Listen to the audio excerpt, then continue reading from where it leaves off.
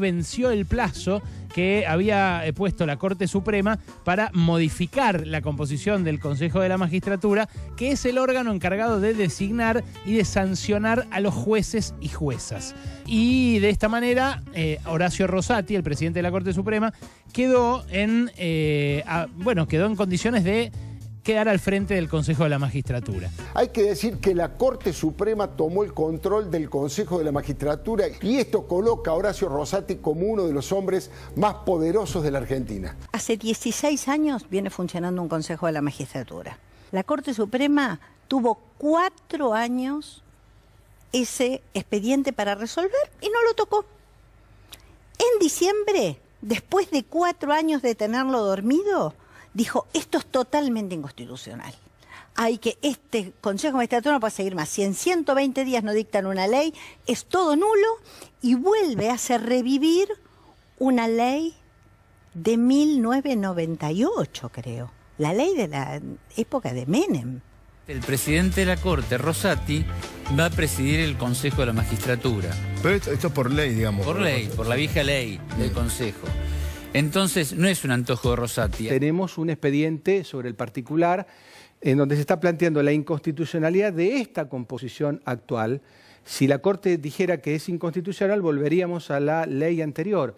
Pero como hay un proyecto, como hay varios proyectos en el Congreso de la Nación y la Corte Suprema de Justicia, que es un órgano plural, que es un órgano en el que estamos representados distintas especialidades, distintas historias de vida, distintas pertenencias, identidades originarias, a nosotros nos parece importante, nos ha parecido importante dar un tiempo para que los poderes representativos, es decir, el Congreso, pueda dirimir desde la política esto.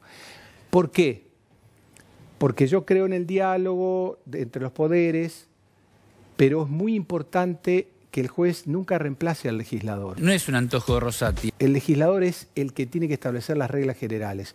Los jueces lo que podemos hacer es descalificar una ley si agravia la Constitución, pero no podemos reemplazar al legislador diciendo cuál es la ley necesaria para tal o cual caso. Se vuelve al régimen anterior. El presidente de la Corte, en la ley que cobraría vigencia, entonces pasa a ser presidente del Consejo como lo fue muchos años, o algunos años en la Argentina, ¿no es cierto?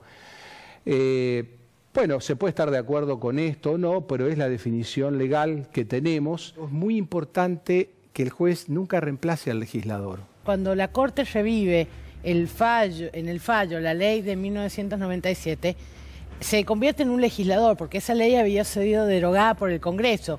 Y la Corte podrá ser suprema, pero no es miembro del Congreso ni son congresales. Los jueces lo que podemos hacer es descalificar una ley si agravia la Constitución, pero no podemos reemplazar al legislador diciendo cuál es la ley necesaria para tal o cual caso. Con toda honestidad lo voy a decir. Creo que si en este momento Rosati y los demás miembros de la Corte hicieran una conferencia de prensa desnudos, demostrarían más respeto a las instituciones de lo que están demostrando. Pero nosotros no podemos permitir de ninguna manera, y hay otros resortes para ello, que la Corte legisle cercenando las facultades del Poder Legislativo. Lo hacen a plena luz del día y con la anuencia de grandes sectores.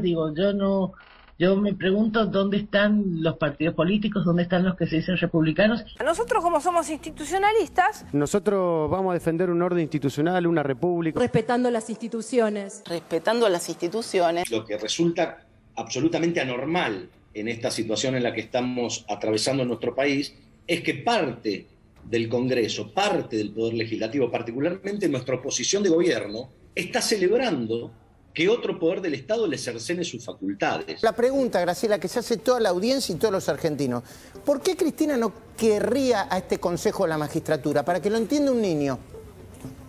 Porque su obsesión es conseguir la impunidad, Luis. Estamos frente a una locura demencial donde ya no le quedan argumentos ni elementos a esta señora para tratar de buscar su inmunidad, su impunidad. El objetivo de la impunidad que tenía Cristina Fernández de Kirchner ha quedado totalmente enterrado. Se chocó contra una pared, que fue una Corte Suprema que decidió no aceptar los términos de esta, digamos, de este embate permanente. Me imagino que si la Corte quiere seguir siendo la Corte Suprema de Justicia de la Nación Argentina, tiene un solo camino, que es avalar lo mismo que ya avaló en su momento. Este embate permanente. La Corte también sabe que Juntos por el Cambio es la garantía de que no va a haber cambios en la Corte Suprema de Justicia, porque eso precisa de los 2/3 de los miembros del Senado, y en ese caso nosotros tenemos la llave para el nombramiento de jueces de la Corte Suprema de Justicia